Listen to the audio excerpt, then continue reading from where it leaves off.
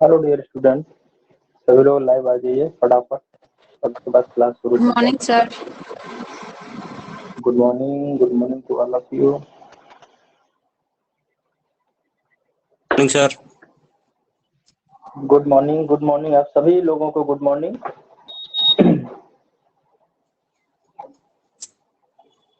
तो देखिए, आज आपको आईएमआरएम के छठे चैप्टर का जो लेक्चर चल रहा था, trouble shooting of overhead and underground cables के बारे में, तो इसमें हम आपको यह बताने जा रहे हैं आज कि अंडरग्राउंड केबल को कैसे बिछाते हैं और उनमें क्या दोष है। ठीक है, तो आइए देखते हैं underground cable and trouble shooting. तो इसमें अंडरग्राउंड केबल कब, कैसे और कहाँ कहाँ पर इस्तेमाल होता है, उनके लाभ एवं हानियाँ क्या हो सकते हैं, उनके बारे में डिस्कस कर रहे हैं। तो आप इनको ध्यान से देखिएगा और साथ साथ में नोट करते चलिएगा। ठीक है, तो आइए देखिए, क्या आप लोगों को यहाँ वीडियो साफ दिख रहा है? वीडियो साफ दिखाई दे रहा है और ऑडियो भी साफ सुनाई। ठीक है, आइए देखिए, यहाँ पर लिखा हुआ है कि हेडिंग है underground cable and trouble shooting, अर्थात भूमिगत केबल एवं दोष। तो देखिए मेरे विद्यार्थियों, ट्रांसमिशन एवं डिस्ट्रीब्यूशन दोनों में अंडरग्राउंड केबल का यूज किया जाता है। शहरी या कस्बों में प्राइमरी डिस्ट्रीब्यूशन 11 किलोवोल्ट की लाइन को अंडरग्राउंड केबल के द्वारा किया जाता है, अंडरग्राउंड द्वारा किया जाता है। ओवरहेड एंड अंडरग्राउंड केबल के लिए निम्न लाभ एवं हानियां हैं। क्या क्या है? तो यहाँ पे देखिए, ओवरहेड लाइन को बिछाना आसान होता है, किंतु भूमिगत लाइन की अपेक्षा थोड़ा कठिन होता है। ठीक है, ओवरहेड लाइन बिछाना बिल्कुल आसान होता है, लेकिन अंडरग्राउंड की अपेक्षा थोड़ा कठिन कार्य होता है। अब आगे देखते हैं, दूसरा पॉइंट कह रहा है कि एक ही इकाई पर या एक ही लाइन पर कई लाइनें बिछाई जा सकती है। ठीक है, अंडरग्राउंड वाली जो है, एक लाइन अगर एक गड्ढा खोद दिया गया है, गड्ढे खोदने की प्रक्रिया या गड्ढा खोद करके लाइन तैयार करना जिसमें हमें कंडक्टर को बिछाना है, उसको ट्रंच बोलते हैं। क्या बोलते हैं? ट्रंच बोलते हैं। तो एक ही इकाई पर अर्थात एक ही ट्रंच पर कई लाइनें बिछाई जा सकती है। कृपया आप अपना माइक बंद कर दीजिए। अब नेक्स्ट पॉइंट में है, ओवरहेड लाइन में कई टैपिंग आसानी से की जा सकती है। अगर ओवरहेड लाइन है तो जहां से मन करे वहां से आप टैपिंग करके कनेक्शन ले सकते हैं, लेकिन भूमिगत में थोड़ा सा यह कार्य कठिन होता है। ओवरहेड ट्रांसमिशन लाइन सस्ती पड़ती है और भूमिगत लाइन बिछाना थोड़ा सा महंगा पड़ता है। घनी बस्ती में ओवरहेड लाइन बिछाना कठिन कार्य होगा, किंतु भूमिगत लाइन को बिछाना बेहतर होता है और इस बेहतर सिद्ध भी होता है, इसका ही इस्तेमाल होता है तथा यह साफ सुथरा देखने में लगता है। ठीक है, शहरों एवं कस्बों में ओवर हाई वोल्टेज पर पावर ट्रांसमिशन, डिस्ट्रीब्यूशन एवं लो ट्रांसमिशन लाइन डिस्ट्रीब्यूशन कर रहे हैं। स्ट्रीट लाइट है एवं भवनों की वायरिंग यानी कि डोमेस्टिक वायरिंग हेतु अंडरग्राउंड केबल का या अंडरग्राउंड केबल विधि का ही यूज किया जा रहा है। ठीक है, अब आगे इसी में चलते हैं।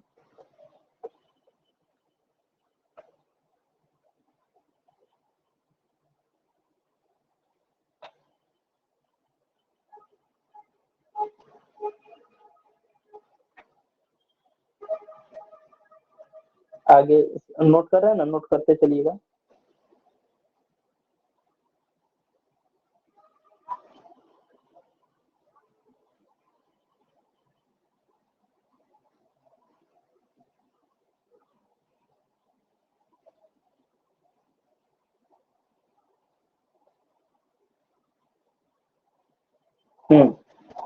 पोल एवं टावर पर पेंट करने में पोल एवं टावर पर पेंट करने में पोल तथा टावर पर हमें पोल मतलब ओवरहेड लाइन लेकर के जाएंगे तो हमें पोल गाड़ने पड़ेंगे, टावर लगाने पड़ेंगे और उन पर पेंट भी लगाना पड़ेगा। फिर इसके ऊपर क्रॉस आर्म लगाना पड़ेगा। क्रॉस आर्म पे ही हम कंडक्टर को इंसुलेटर के माध्यम से लेकर के जाएंगे। क्रॉस आर्म एवं दरार पड़े पृथककारी बदलने पड़ेंगे, यानी कि ब्रेक इंसुलेटर को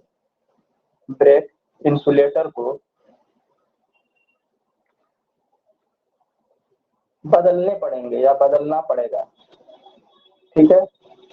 लेकिन अगर अंडरग्राउंड में हम ये सब सारी व्यवस्थाएं करते हैं तो ना हमें पोल गाड़ने की आवश्यकता है, न टावर लगाने की आवश्यकता है, न इंसुलेटर लगाने के अंदर भूमिगत में आवश्यकता है और न ही क्रॉस आर्म लगाने की आवश्यकता पड़ेगी, ठीक है। तो इसलिए हमें कम खर्च होगा फिटिंग को टाइट करने आदि में, फिटिंग को टाइट करने आदि में। ओवरहेड लाइन का करने में, ओवरहेड लाइंस में अनुरक्षण यानी मेंटेनेंस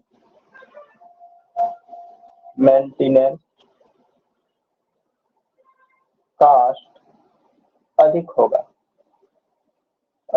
है।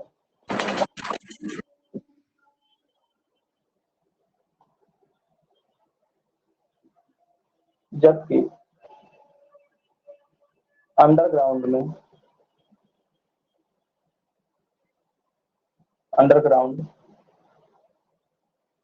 केबल में नहीं करना पड़ता। आप लोगों को दिखाई दे रहा है ना साफ सुथरा?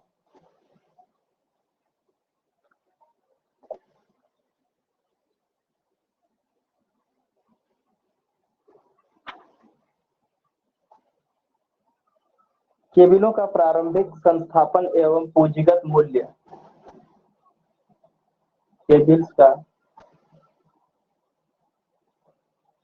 केबल्स का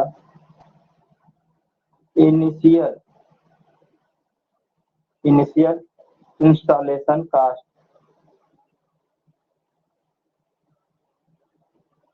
एंड कैपिटल कास्ट भी अधिक होता है।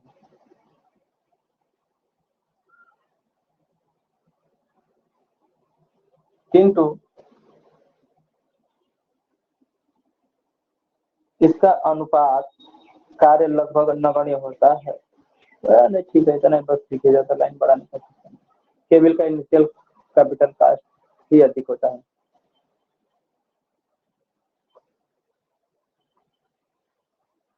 इसके बाद नेक्स्ट पॉइंट है types of underground cable. Types of underground cable.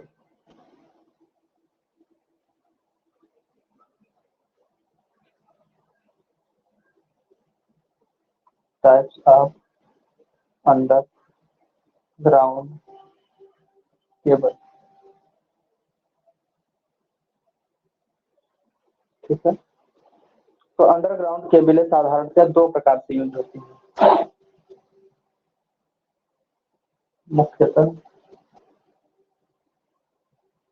मुख्यतः दो प्रकार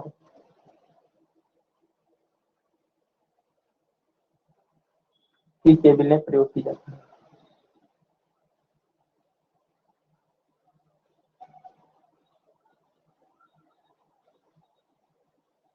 पहला है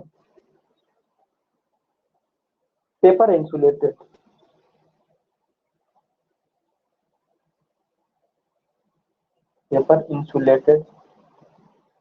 केबल, ठीक है। Paper insulated lead cover, paper insulated lead cover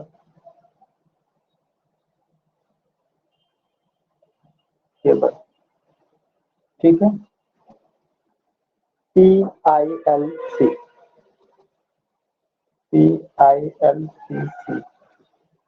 paper insulated lead cover cable. दूसरा है कवर चढ़ी केबल यानी मोर्ड केबल।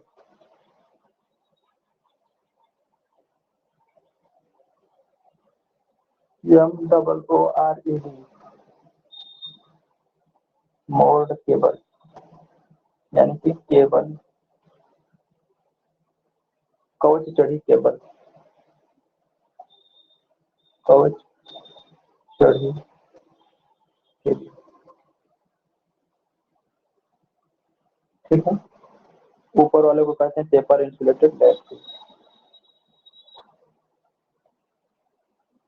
आइए यहाँ पर एक फिगर भी बना देते हैं।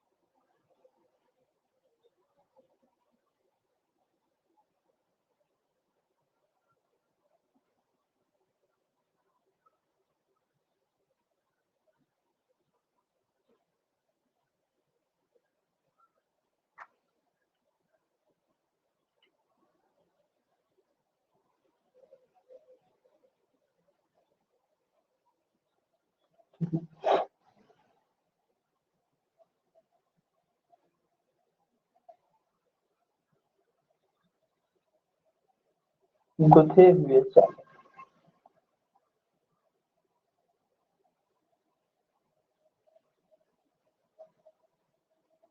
इंसुलेटेड पेपर इंसुलेशन, यह है पेपर विद्युत रोधी।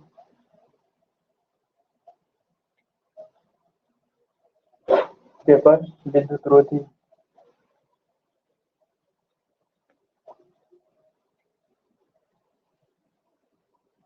और इसके अंदर ये जो चीज है ये आपका फिलर है, यानी कि दो कंडक्टरों के बीच में पाउडर जैसा या ऑयल सेसित किया जाता है तो वो फिलर मटेरियल होता है। और लेड मिश्र धातु यानी सीट लेड, ये हमारा होता है सीट लेड या लेड मिश्र धातु, लेड मिश्र धातु।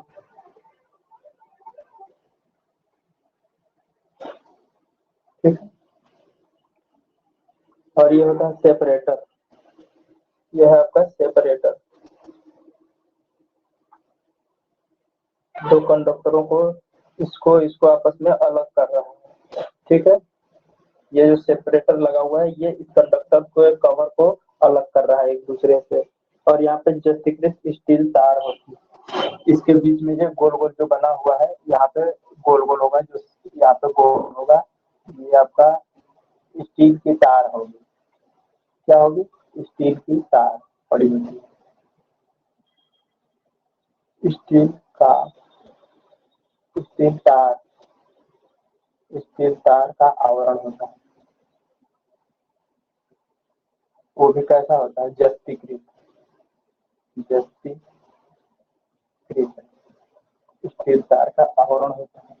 और ये जूट का आवरण होता है। ये किस चीज का आवरण होता है? यह जूट का आवरण होता है। ठीक है।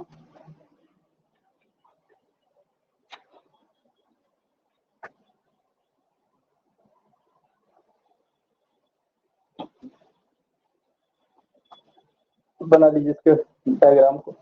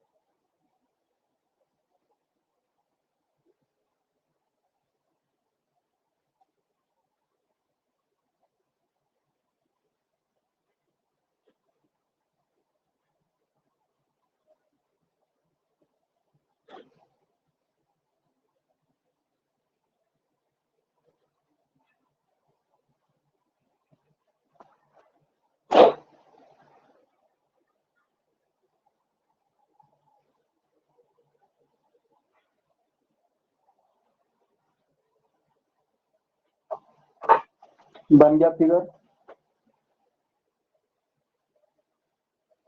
आगे चले।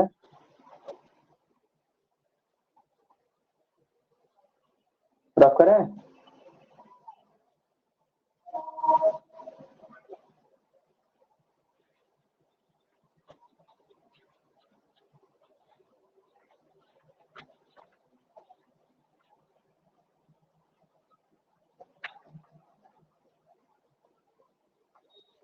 कवर चढ़ी केबल स्टील तारों की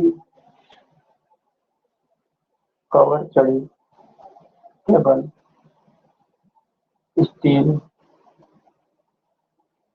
वायर की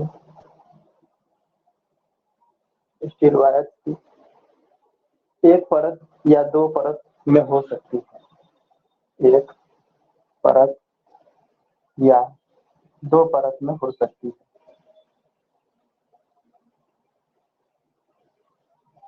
यानी एक लेयर या डबल लेयर हो सकती है। ठीक है।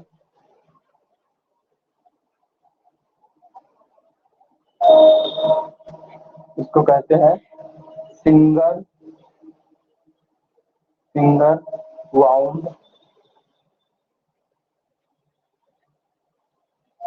आर्मर या डबल वाउंड आर्मर। ठीक है। यानी SWA सिंगल वाउंड को SWA और डबल वाले को DWA।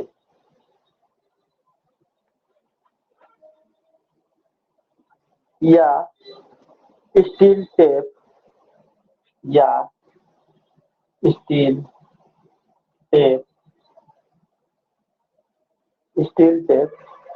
Armour. Steel tape armour या डबल स्टील टेप आर्मर या double layer steel tape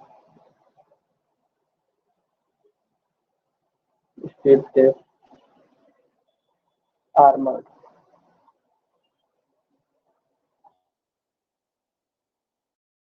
H T. अब आगे चलते हैं।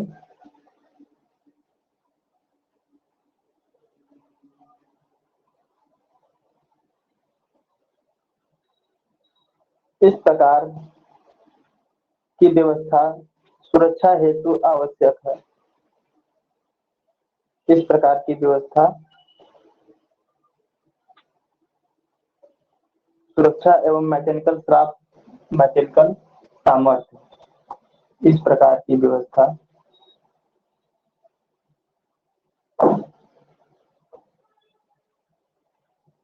केबल की सुरक्षा एवं उसकी यांत्रिक सामर्थ्य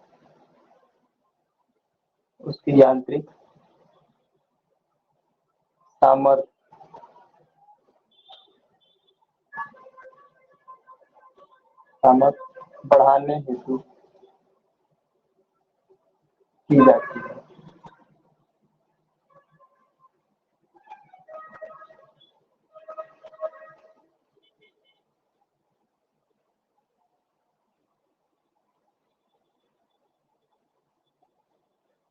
यह 3 कोर केबल का चित्र है।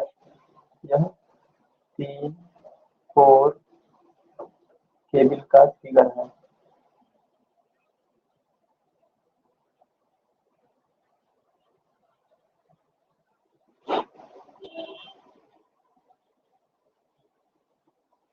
मूर्ड केबल महंगे पड़ते हैं।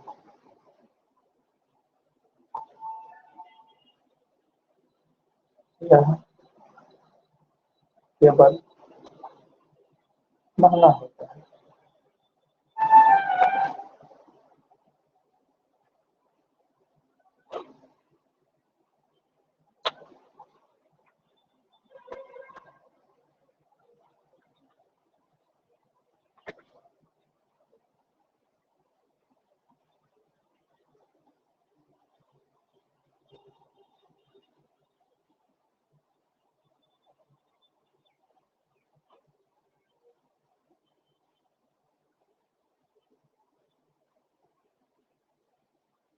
अब आइए देखते हैं भूगर्भ केबलों को बिछाने में सावधानी एवं विधियां।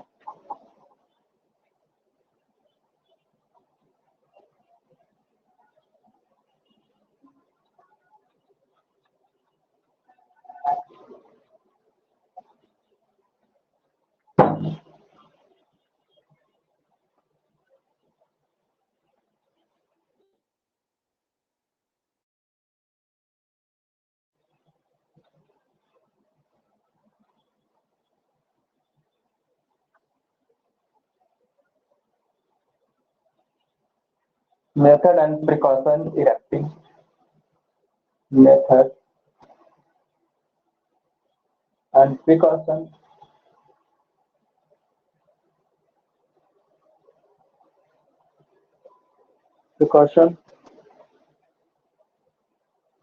Erecting underground.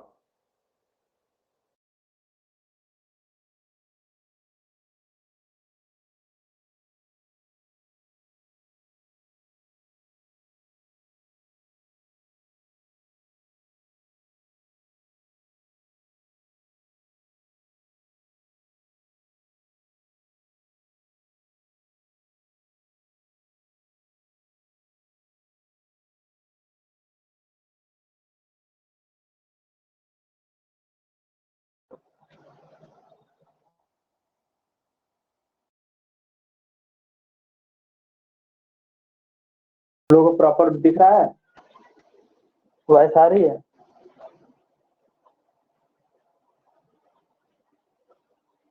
पहली विधि है सीधा पृथ्वी में बिछाना।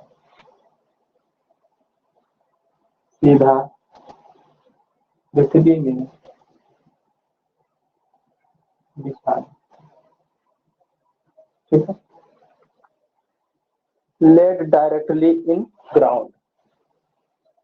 लेड डायरेक्टली इन ग्राउंड, ठीक है। दूसरा,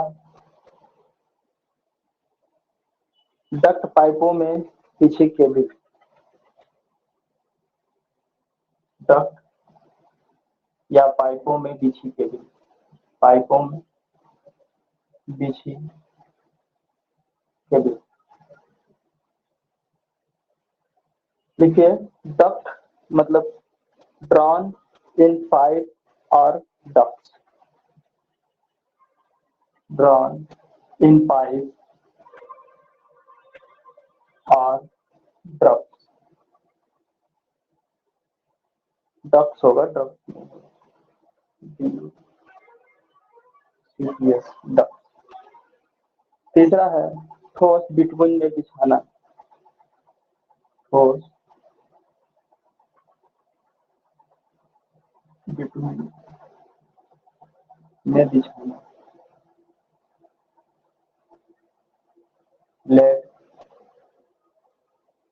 लेट सॉलिड इन बिटवीन,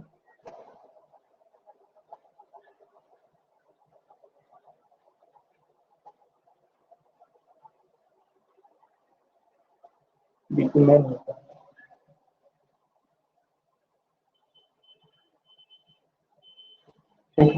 और नेक्स्ट पॉइंट है ब्रैकेट पर लगाना, सपोर्टेड ऑन ब्रैकेट,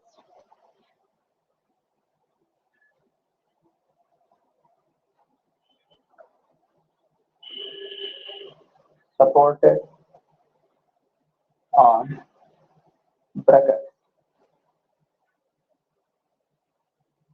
ठीक है,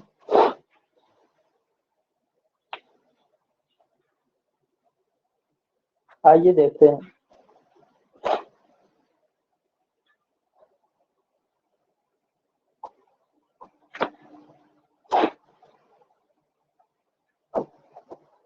सीधा पृथ्वी में जो बिछाने वाली विधि,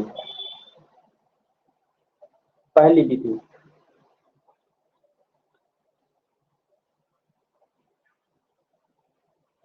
लेड डायरेक्टली इन ग्राउंड। इसमें क्या करते हैं, सबसे पहले तार को लगभग 75 सेंटीमीटर से 1 मीटर की गहराई खाई खोदते हैं। एक पहला काम होता है 75 सेंटीमीटर से 1 मीटर का गड्ढा बनाते हैं।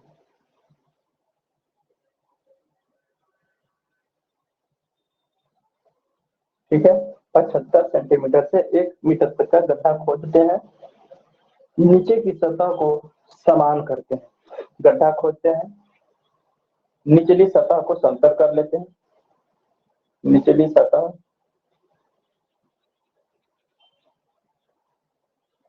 निचली सतह को समान करते हैं यानी समतल कर लेते हैं। और नेक्स्ट पॉइंट इसमें है, इसमें कोई नुकीला पत्थर या चट्टान नहीं होना चाहिए, नुकीले पत्थर व चट्टान को हटा देते हैं।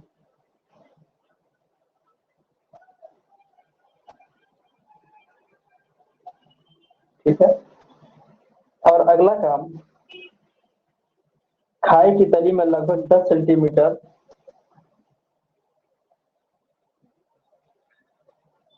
गड्ढे की तली में, गड्ढे की तली में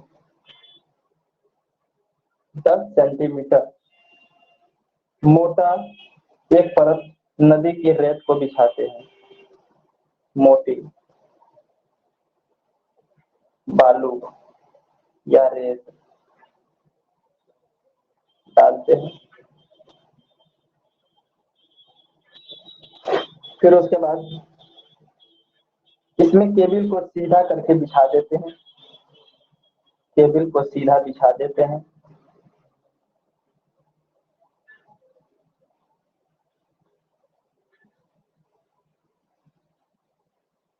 ठीक है, और नेक्स्ट पॉइंट है केबल के ऊपर पुनः, केबल के ऊपर पुनः 10 सेंटीमीटर मोटी रेत की परत बिछा दी जाती है।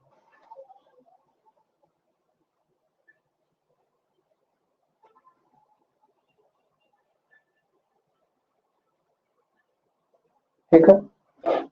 अब उसके बाद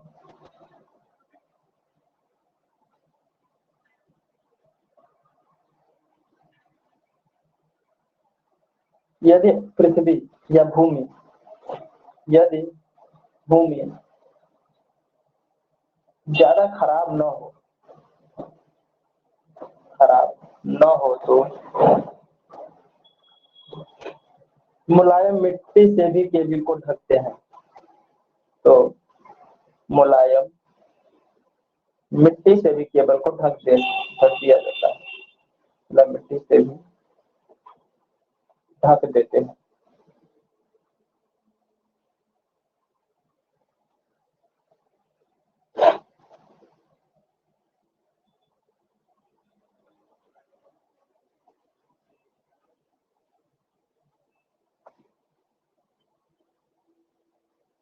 ठीक है, नोट कीजिए।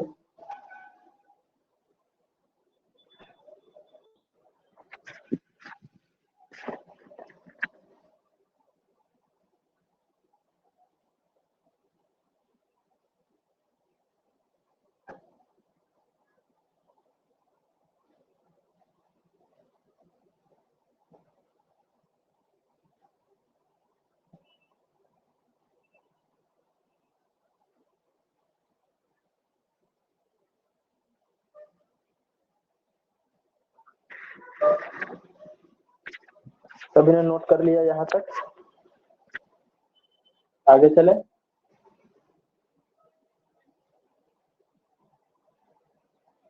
तो करते क्या है, एक बड़ा सा गड्ढा खोदते हैं 0.5 सेंटीमीटर से लेके 1 मीटर तक।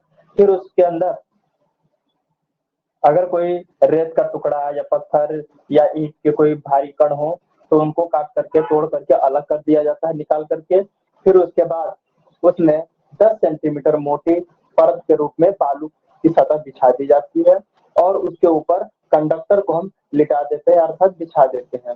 बिछाने के बाद उस पर अगर मुलायम मिट्टी से भी काम चल सकता है तो कर देते हैं। अगर हमारा भूमि के अंदर की सतह थोड़ी कठोर हो तो वहां पर मिट्टी न डाल करके हम 10 सेंटीमीटर मोटी बालू की परत डालने के बाद मिट्टी से कवर करके ढक देते हैं। ठीक है, यह हो गया बिछाने की प्रक्रिया, सीधा जमीन बिछाने। अब आते हैं अगले पॉइंट की तरफ।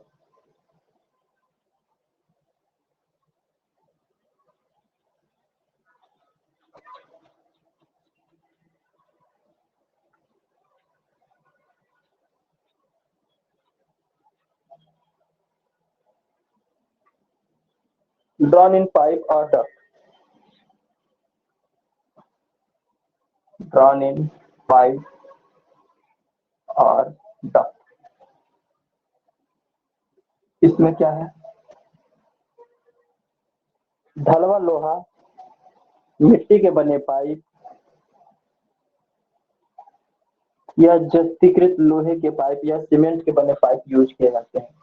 जो पाइप का प्रयोग होता है वो कैसा होता है, या तो ढलवा लोहे का होता है, कास्ट आयरन, ढलवा लोहे का, जस्तीकृत लोहे का, गैल्वेनाइज्ड स्टील पाइप या सीमेंट की बने पाइप या सीमेंट के बने पाइप का प्रयोग करते हैं, पाइप यूज होते हैं। ठीक है, अब उसके बाद सड़क को पार करते समय या रेल के ट्रैक के नीचे पाइप अधिक मजबूत होने चाहिए। सड़क के क्रॉसिंग एवं रेलवे ट्रैक के क्रॉसिंग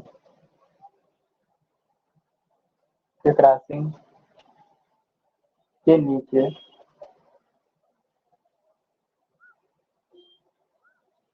बिछाई जाने वाली जाने वाली पाइप मजबूत होनी चाहिए।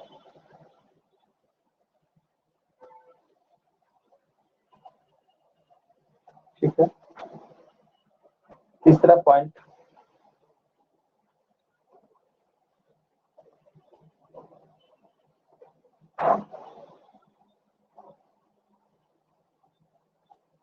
उपर्युक्त सभी पाइप के साइज, सभी पाइपों के साइज बड़ा रखते हैं, बड़ा रखना चाहिए, ताकि भविष्य में, ताकि फ्यूचर में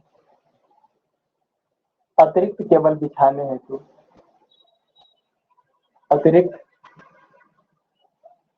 केबल बिछाने हेतु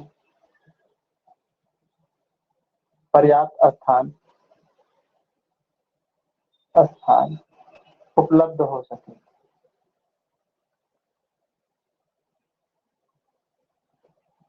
ठीक है।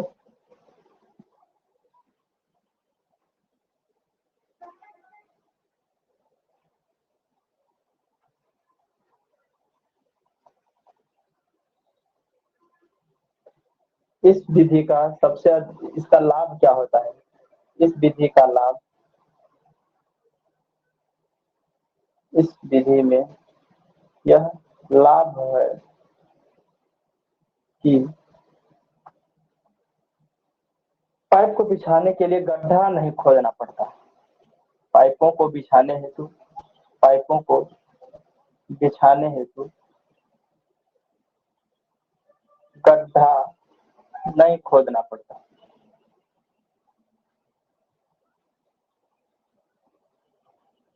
गड्ढा नहीं खोदना पड़ता।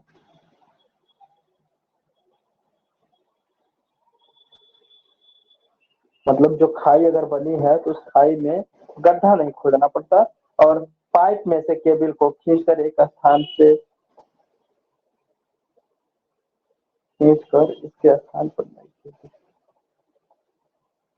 हाँ। अगर पाइप बिछा दिए हैं तो पाइप में हमें गड्ढा खोदने की तो आवश्यकता नहीं पड़ेगी। हाँ, पाइप नहीं, यह लाभ होता है कि पाइपों में केबल को बिछाने हेतु, पाइपों में केबल को बिछाने हेतु, पाइपों में केबल बिछाने हेतु गड्ढा नहीं खोदना पड़ता। पाइप में से केबल को खींचकर, पाइप में से केबल को खींचकर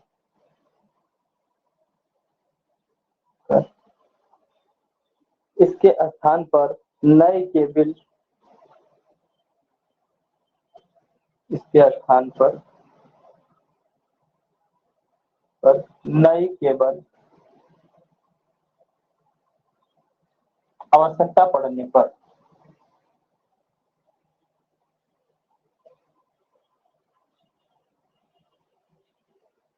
पड़ने पर बिछाई जा सकती है।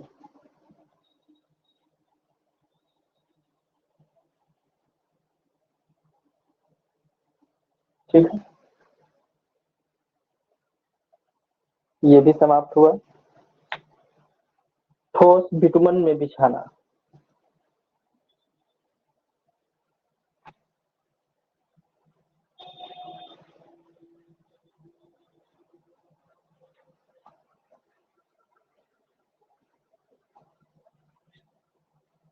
Lead solid bitumen. ठीक है। जहां जमीन रासायनिक क्रिया करने वाली हो या जंग लगने वाली हो, जहां जमीन केमिकल रिएक्शन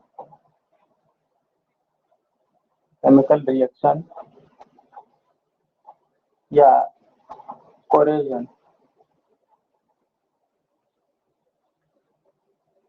करने वाली हो, और केबल के सड़ने का भय हो और केबल के सड़ने का भय आरसीसी सीमेंट के 2 से 3 फुट लंबे टुकड़े आरसीसी के 2 टुकड़े आरसीसी के 2 टुकड़े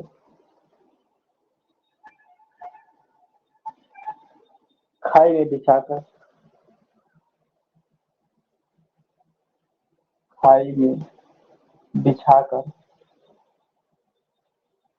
खाई में बिछाकर समतल करते हैं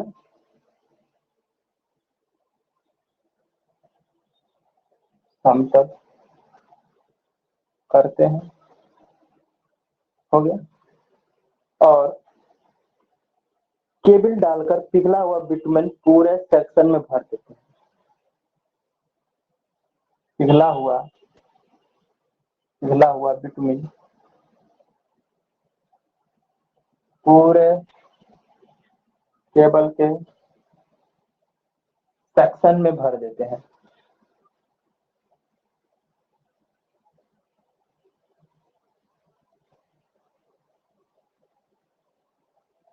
दो से तीन टुकड़े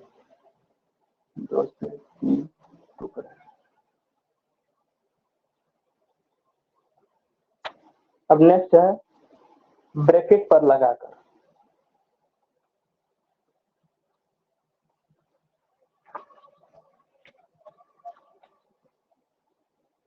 सपोर्टेड ऑन ब्रैकेट।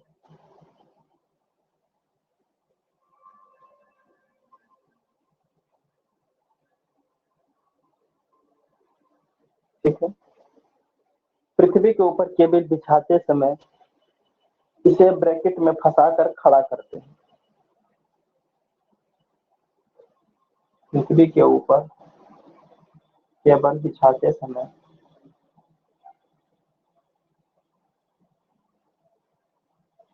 इसे पृथ्वी के ऊपर केबल बिछाते समय इसे ब्रैकेट में फंसाकर खड़ा करते हैं।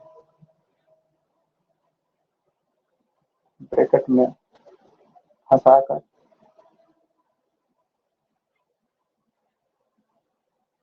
खड़ा करके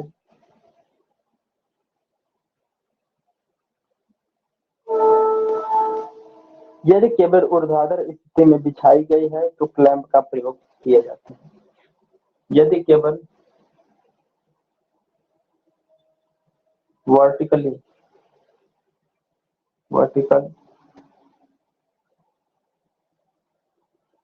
बिछाई गई है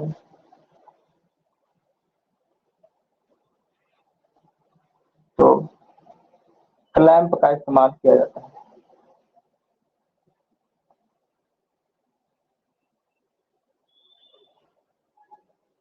ठीक है।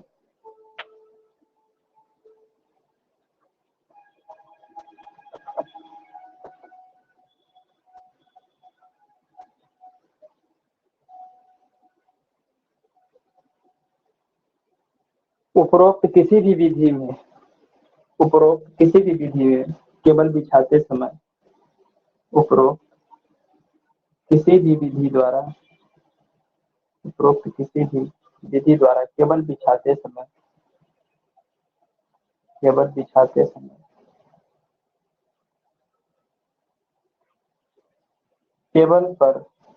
केबल में कोई बैंड यानी मोड़, ठीक है, एवं गांठ नहीं पड़ने चाहिए।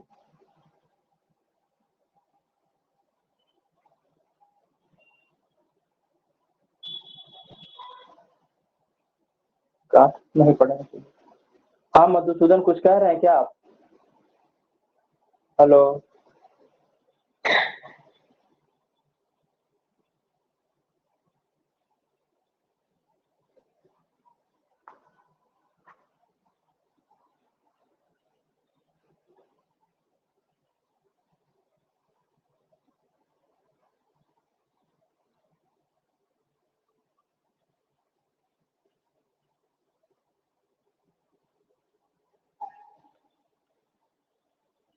हेलो, आगे चलते हैं। यदि केबल को घुमाना पड़े तो BSS 480, यदि केबल को घुमाना पड़े, यदि केबल को घुमाना पड़े तो BSS 480, BSS 480 के अनुसार अर्ध व्यास के अनुसार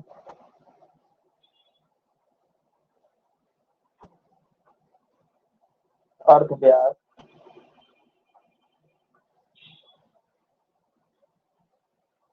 अर्ध व्यास निम्न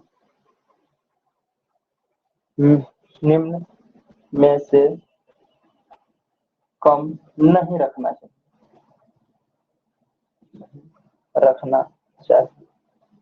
तो वो निम्न कौन कौन से हैं भाई, कि जिनकी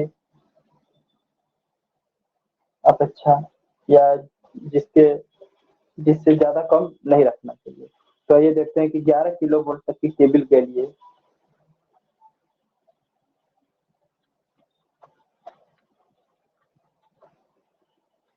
11 वोल्ट की केबल के लिए जो हमें मोड़ देना पड़े या कहीं झुका डायरेक्शन चेंज करनी पड़े, तो वहां के लिए 12D का अर्ध व्यास के बराबर 12 मीटर उसका डायमीटर होना चाहिए। ठीक है, और उस केबल का प्रयोग करना चाहिए घुमाने के लिए। ठीक है, और 22 केबी के लिए 22 किलो वोल्ट की केबल के लिए भी 12D सॉरी 15D डायमीटर उसका ज्यादा होना चाहिए। और 33 केबी 3 कोर केबल 20, 33 केबी 3 कोर केबल के लिए 20D, और इससे अधिक एक केबल के लिए एक कोर के लिए 30, 33 केबी सिंगल कोर केबल के लिए 30D। ठीक है, यहाँ पर D क्या है, केबल का डायमीटर है, यानी व्यास।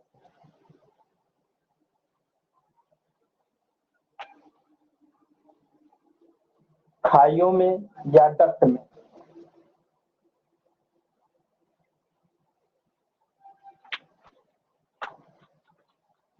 खाइयों में या डक्ट में मोड़ का अर्ध व्यास,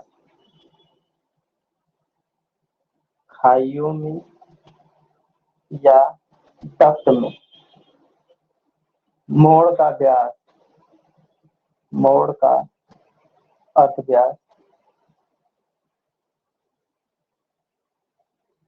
9 फीट, मोड़ का अर्ध व्यास 9 फीट।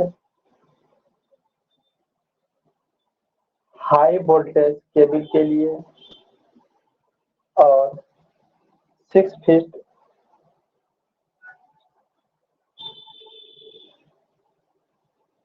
एवं 6 फीट लो वोल्टेज केबल के लिए, लो वोल्टेज केबल के लिए, और एवं 4 फीट जो है 4 फीट अर्ध व्यास लो ट्रांसमिशन के लिए होता है, लो ट्रांसमिशन लाइन के लिए।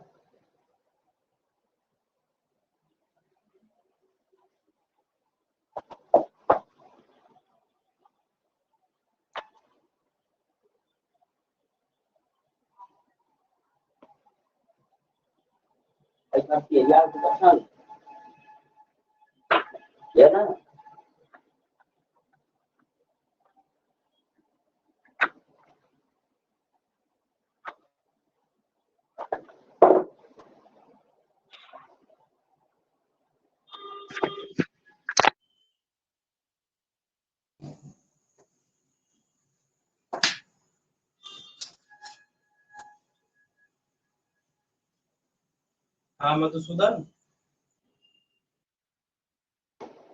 सर ये डी की यूनिट क्या है सर?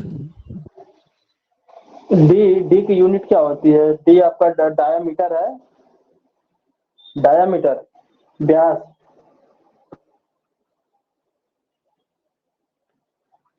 डी का मतलब जो यहाँ पर है तार का टोटल व्यास।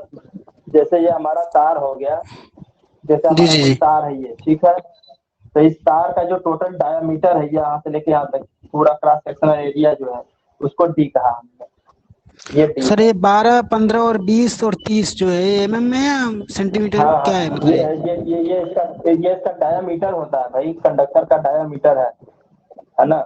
या जैसे जी आजकल कंडक्टर तो जैसे एमएम में आते हैं ना, कहते हैं कि जी सर। 0.75 mm है ना। तो एमएम तो मतलब बहुत कम होगा, ये बहुत कम डायमीटर इसका होगा, बहुत कम होगा। अगर इसको कहेंगे 1.5 mm का है ना, 1.5 mm 1.5 mm, तो ये इसकी इतनी मोटाई होगी, 1.5 mm डायमीटर इसका हो गया, ठीक है। एमएम में ओके होगा। Sir, okay sir. चलिए अब उसके बाद आगे देखते हैं क्या है।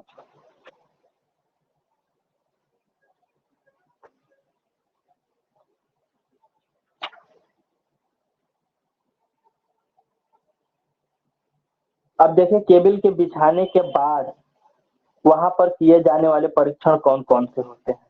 तो चलिए वह परीक्षण आप लोगों को हम बता देते हैं कि कौन कौन सा परीक्षण होता है।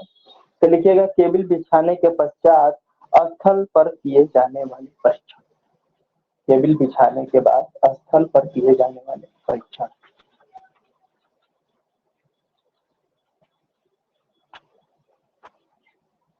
केबल बिछाने के बाद स्थल पर किए जाने वाले परीक्षण।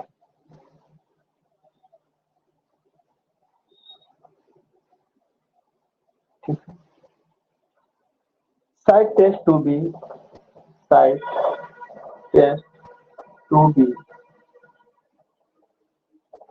conducted after laying, conducted after laying of cable, laying the cable। ठीक है। तो चलिए देखते हैं क्या क्या।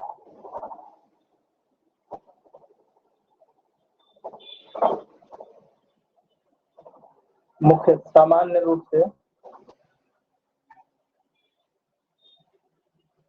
सामान्य निरीक्षण, सामान्य निरीक्षण जो किया जाता है वो क्या किया जाता है? सामान्य निरीक्षण चालक का किया जाता है तथा इसके विद्युत रोधी तथा इसके विद्युत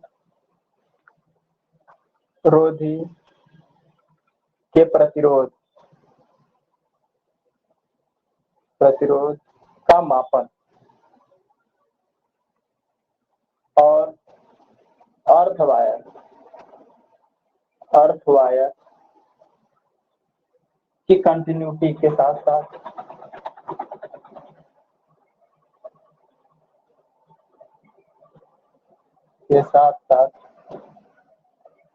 केबल पर किए जाने वाले केबल पर किए जाने वाले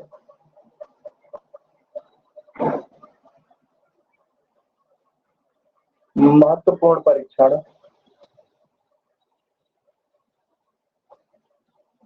क्या है? High voltage test, high voltage test. ठीक है। यानी कि केबल बिछाने के बाद सबसे पहले क्या करते हैं? चालक का निरीक्षण करते हैं कि चालक में जोड़ है प्रॉपर, कहीं टूटा तो नहीं, कहीं ब्रेक तो नहीं, कहीं जॉइंट खुले हुए तो नहीं है, कहीं या खुला हुआ तो नहीं रह गया है। सारी जांच करने के बाद हम यह चेक करते हैं कि अब इनके बीच में जो इंसुलेशन प्रतिरोध है, कंडक्टर के बीच में जो कंडक्टर का हमारा जो इंसुलेशन प्रतिरोध है वह कितना है, एवं अर्थ वायर के कंटिन्यूटी, अर्थ वायर की जो है कंटिन्यूटी टेस्ट करते हैं और उसके बाद हाई वोल्टेज का टेस्टिंग करते हैं। ठीक है। यह एसी या डीसी उच्च वोल्टता से किया जा सकता है। जो टेस्टिंग करते हैं यह टेस्टिंग यह टेस्टिंग हाई वोल्टेज एसी या डीसी से किया जा सकता है। ठीक है, ये सभी जो टेस्टिंग होंगी ये हाई वोल्टेज डीसी सोर्स से किया जा सकता है। इस परीक्षण को एसी से करने पर उच्च आवेश धारा प्रवाहित होती। एसी से टेस्ट करने पर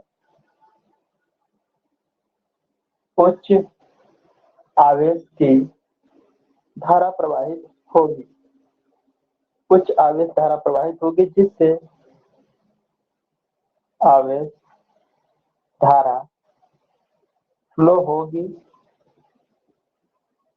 जिससे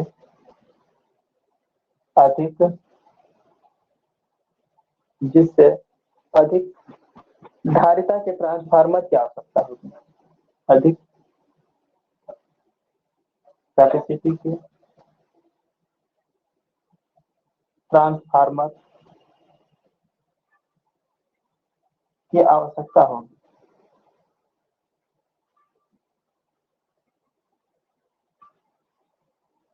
ठीक है, अतः यह परीक्षण डीसी सप्लाई से करना बेहतर होता है। अतः यह टेस्ट डीसी सप्लाई से करना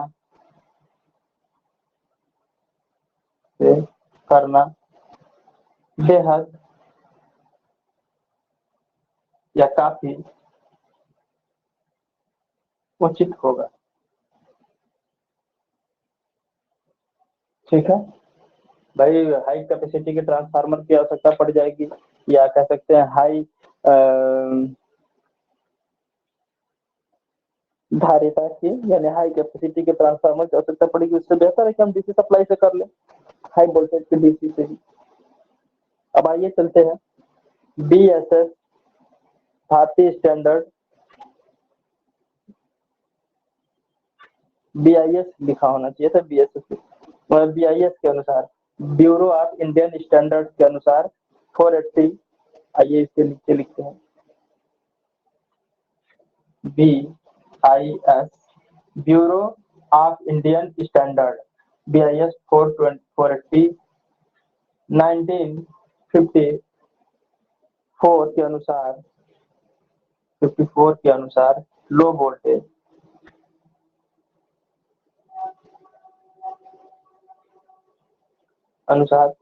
वोल्टेज को 15 मिनट तक अप्लाई करते हैं, को 15 मिनट तक अप्लाई करते हैं। ठीक है, इस परीक्षण में ट्रांसफार्मर की प्राइमरी कुंडली में, इस टेस्ट में ट्रांसफार्मर की प्राइमरी वाइंडिंग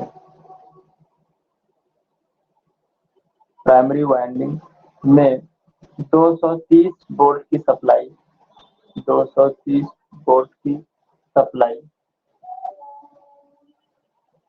230 वोल्ट की सप्लाई प्रयुक्त करके सेकेंडरी से टेप बिंदु द्वारा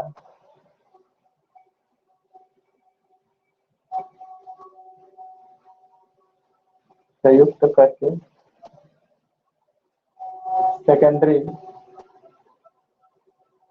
सेकेंडरी वाइंडिंग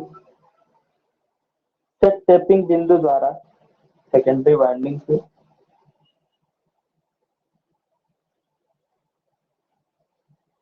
टैपिंग पॉइंट द्वारा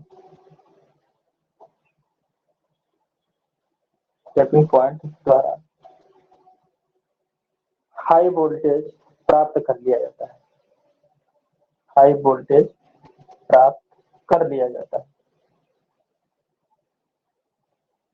देखिए, सब चीजें आपको दिमाग में होनी चाहिए, दिमाग में होगा तो जब आपको कभी टेस्टिंग वेस्टिंग करनी होगी तो भाई आपको ऐसी सप्लाई से तो करना मुश्किल हो जाएगा, तो आप इसका इस्तेमाल करके इस तरीके से है आप उसका इस्तेमाल कर सकते हैं कि ट्रांसफार्मर के प्राइमरी साइड में दे करके 230 वोल्ट हाई वोल्टेज प्रयोग करके सेकेंडरी वाइंडिंग से टेपिंग करके हाई वोल्टेज प्राप्त कर सकते हैं। अब आगे देखते हैं डीसी टेस्टिंग में तापायनिक वाल्व एसी को डीसी में परिवर्तित करने हेतु प्रयोग करते हैं। ठीक है, डीसी टेस्टिंग में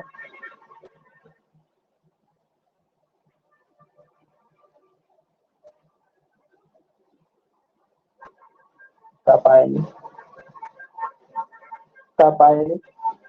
वाल्व एसी को डीसी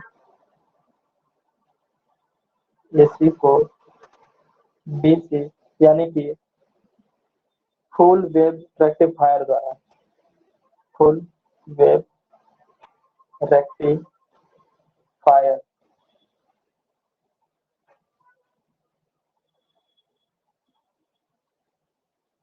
परिवर्तित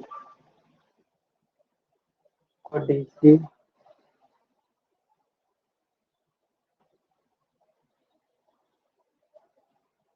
से डीसी से परिवर्तित करने हेतु यूज किया था।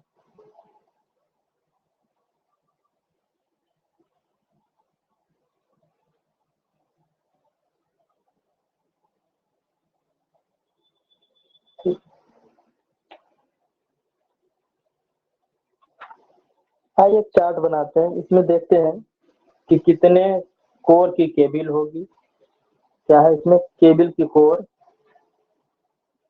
नहीं, केबल का वोल्टेज सप्लाई के आधार पर तथा दूसरा किलो वोल्ट में परीक्षण वोल्ट था,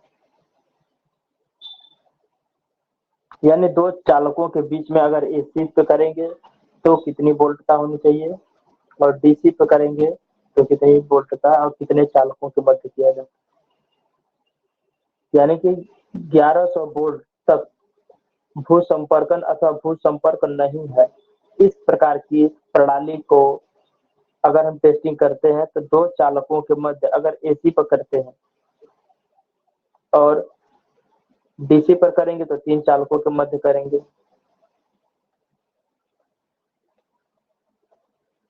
चार्ट की तो आवश्यकता नहीं है, बना लेते हैं।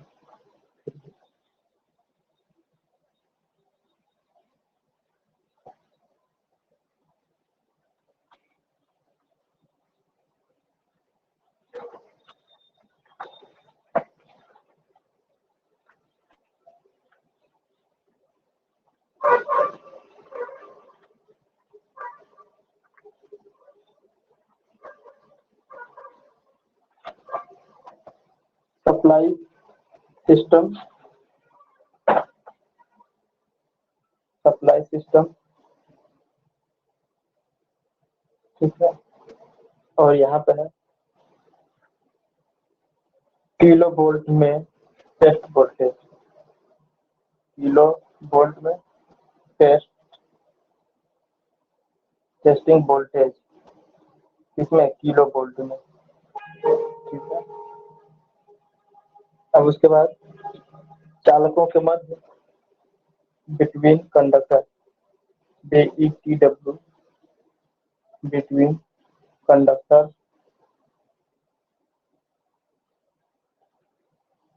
और दूसरा है between conductor and sheet, between conductor and sheet. ठीक है,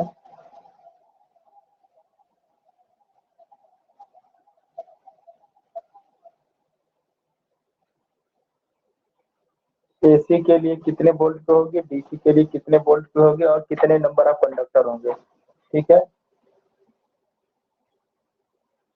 अब यहाँ पे है एसी और डीसी। तो देखिए जो हमारी सप्लाई सिस्टम है कितने वोल्ट की है, मान लेते हैं 1100 वोल्ट की सप्लाई, 1100 वोल्ट तक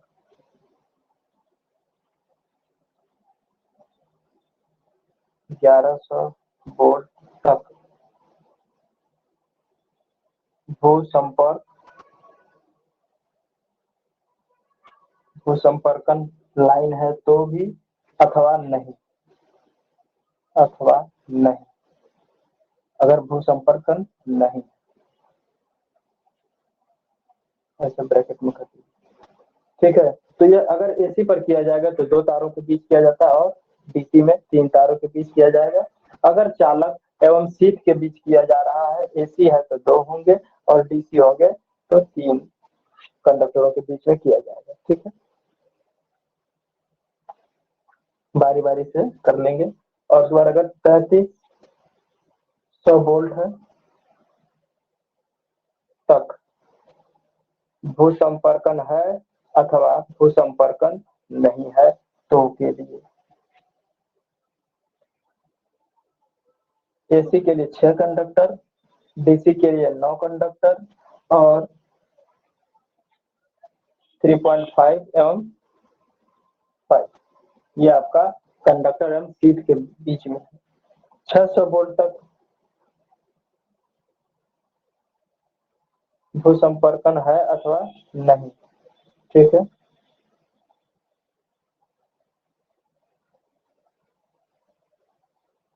सॉरी इसमें काम है भूसंपर्कन है, भूसंपर्कन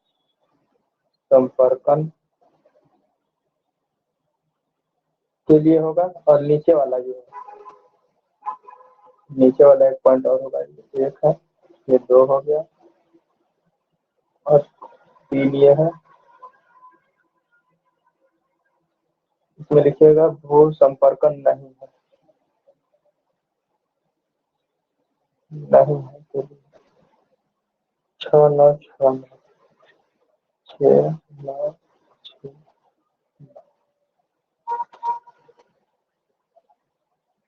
600 वोल्ट तक अगर भूसंपर्कन है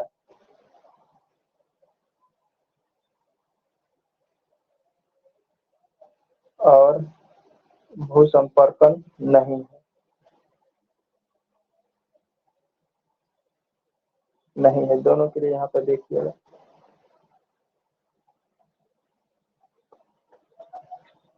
12 12 18 18 7 12 10.5 एंड 80। ठीक है, और चौथा है 11,000 वोल्ट के लिए अगर भूसंपर्कन है।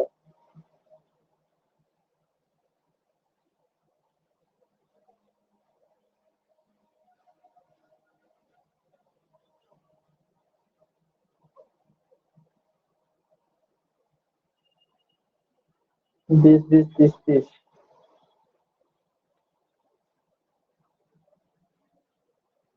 11.5 17.5 30 और यहाँ पे हो जाएगा 20 और पांचवा है 2200 वोल्ट, 22,000 वोल्ट का भूसंपर्कन में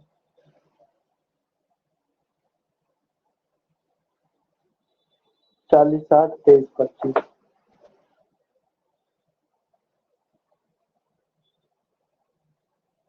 ये 4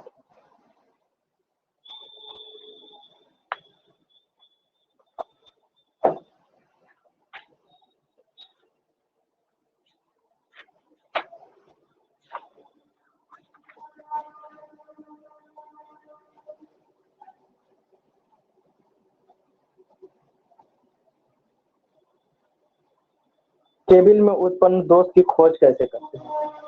चलिए इसको रफ करें, बताइए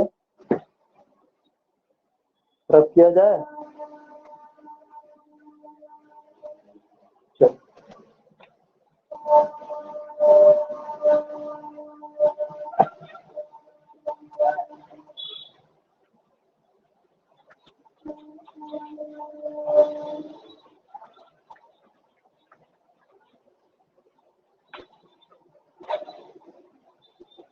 केबिल में उत्पन्न दोष की खोज।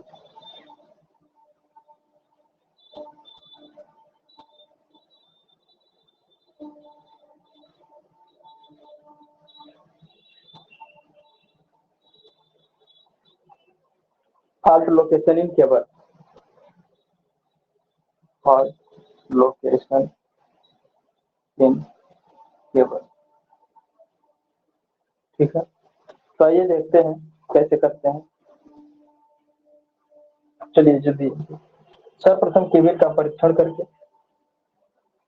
सर्वप्रथम केबल का टेस्टिंग करके केबल का टेस्टिंग करके दोष की वास्तविक प्रकृति ज्ञात की जानी चाहिए।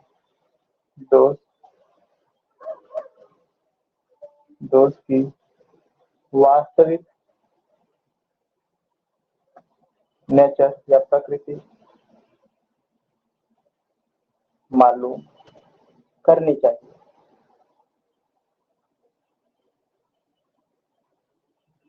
यह कलाओं के मध्य लघुपथ है। यह खेज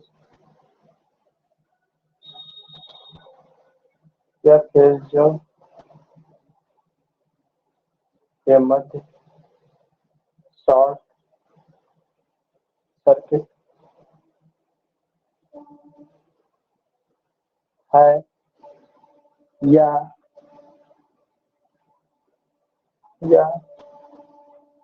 फेस एवं अर्थ के मध्य फेस एंड अर्थ के मध्य शॉर्ट सर्किट और असततता दोष है या असततता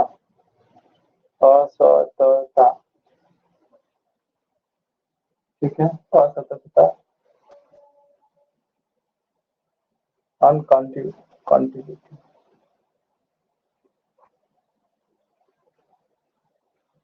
फॉल्ट है अथवा केबल विद्युत रोधी का मान कम है अथवा केबल के विद्युत रोधी का मान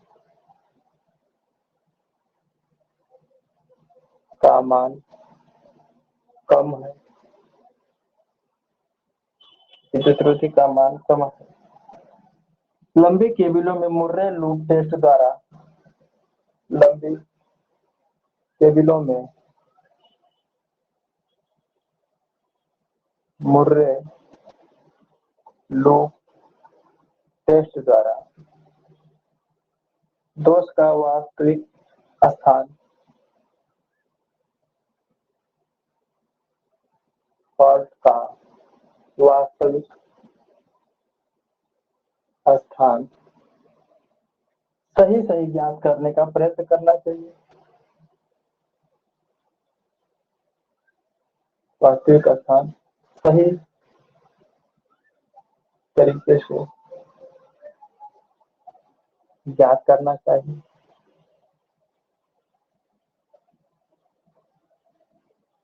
परंतु यदि केबल कम लंबी है यदि केबल की लंबाई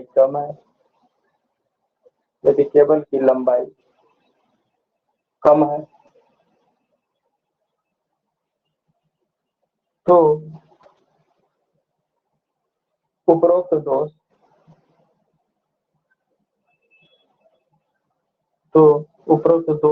को सुगमता से खोजा जा सकता है।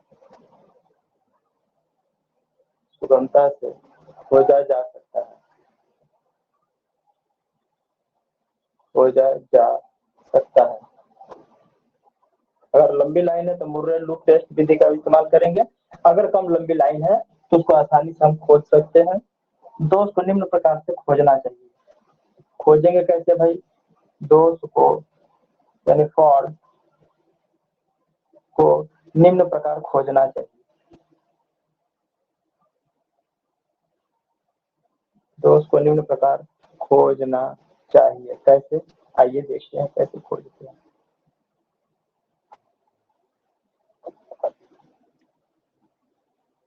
सबसे पहले प्रथम दो केबल सिरों को खोलिए। सर्वप्रथम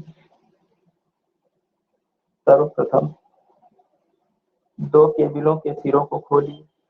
सर्वप्रथम दो सर्वप्रथम पहले दो केबल सिरों को खोलिए। सर्वप्रथम पहले दो केबलों के सिरों को खोलिए। दो केबल के सिरों को खोलिए यानी कि ज्वाइंट को ओपन कीजिए। ठीक है, अब इनके दोनों के सिरों को पहले दो केबलों के सिरों को ओपन कीजिए और उसका निरीक्षण कीजिए। ठीक है, ओपन कीजिए एवं उनका निरीक्षण कीजिए।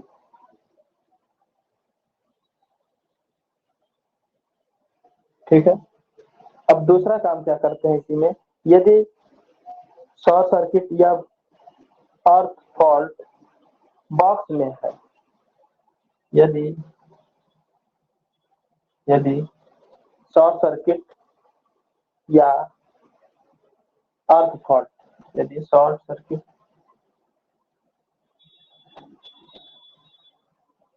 या अर्थ फॉल्ट बॉक्स में है तो इसके वह निरीक्षण से ही दोष को जाना जा सकता है। तो इसके बाहरी जांच से ही पता किया जा सकता है।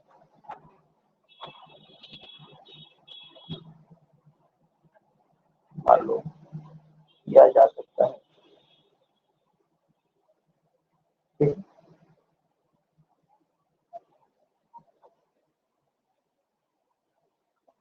अधिकतर दोष सिरे बॉक्स में होते हैं। अधिकांशतः दोष बॉक्स के सिरों में होते हैं। अधिकांशतः दोष बॉक्स के सिरों पर होते हैं।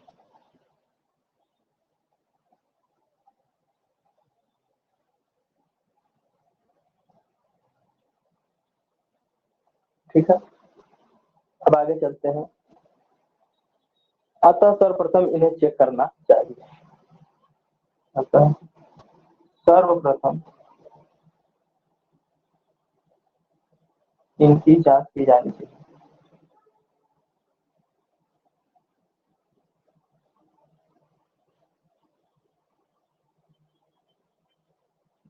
ठीक, दूसरा पॉइंट चलते हैं। यदि बक्से सही है तो केबल रूट के साथ साथ किसी को भेजिए, यानी कि केबल जिधर जिधर गई है जिस तरीके से होकर के उसके साथ साथ एक व्यक्ति को भेजना पड़ता है और वह साथ साथ में देखता जाएगा। कैसे देखेगा, आइए यहाँ पर मैं उसको लिखता हूँ और आप उसको देखिए कैसे केबल की लाइन जा रही है। तो उस केबल की लाइन का निरीक्षण करते हुए, चेक करते हुए आगे की तरफ बढ़ते हैं जहां तक दोष हमें प्राप्त नहीं हो पाए तब तक हम चलते जाते हैं। तो देखिए, यदि बक्से में दोष नहीं है तो क्या करते हैं, बी पॉइंट, यदि बॉक्स में दोष न हो तो एक व्यक्ति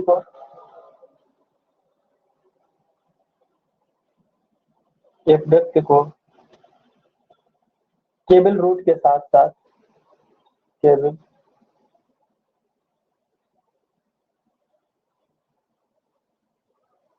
लाइन के साथ साथ भेजिए। ठीक है,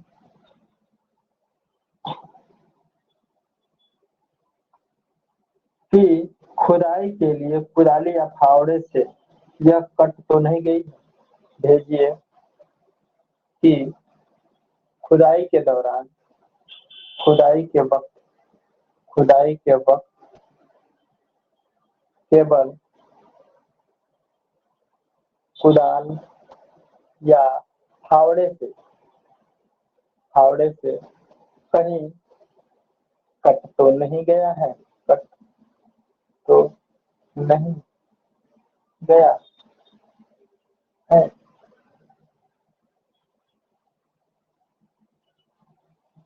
केबल को निकालकर उसको सावधानी पूर्वक निरीक्षण करना चाहिए। इस केबल को निकालकर सावधानी पूर्वक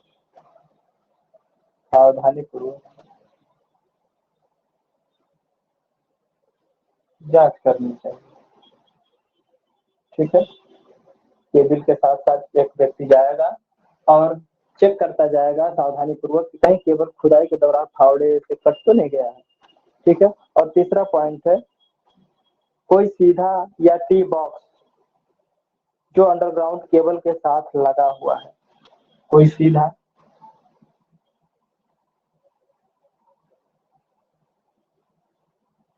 या टी बॉक्स, ठीक है, जो केबल के साथ साथ लगा है,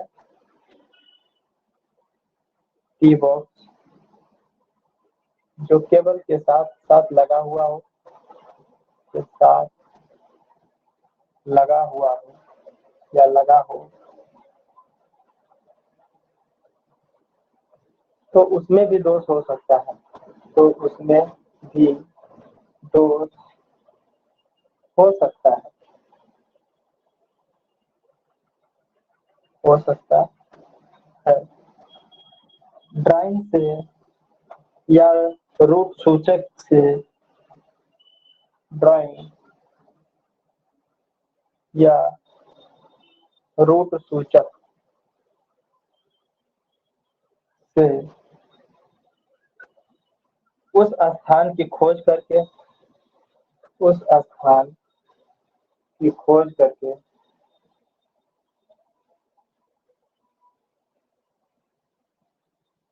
दोष को खोजा जा सकता है।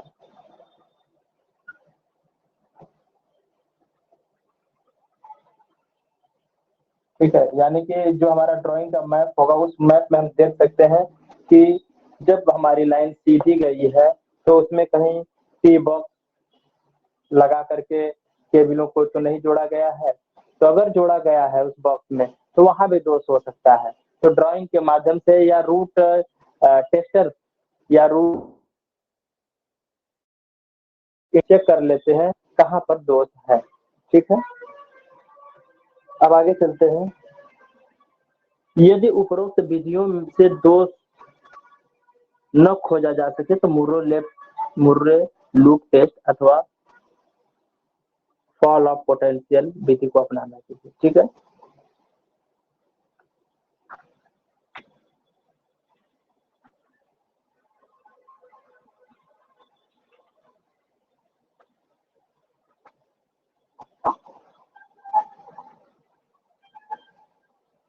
आइए देखते हैं अब अगले लेक्चर में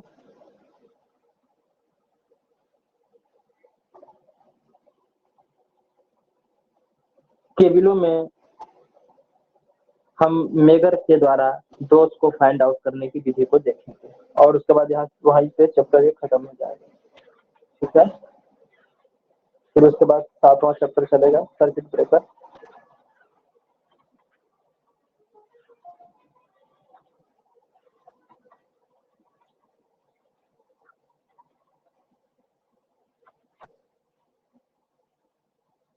चलिए, आप लोगों का कोर्स लगभग खींचा ही गया।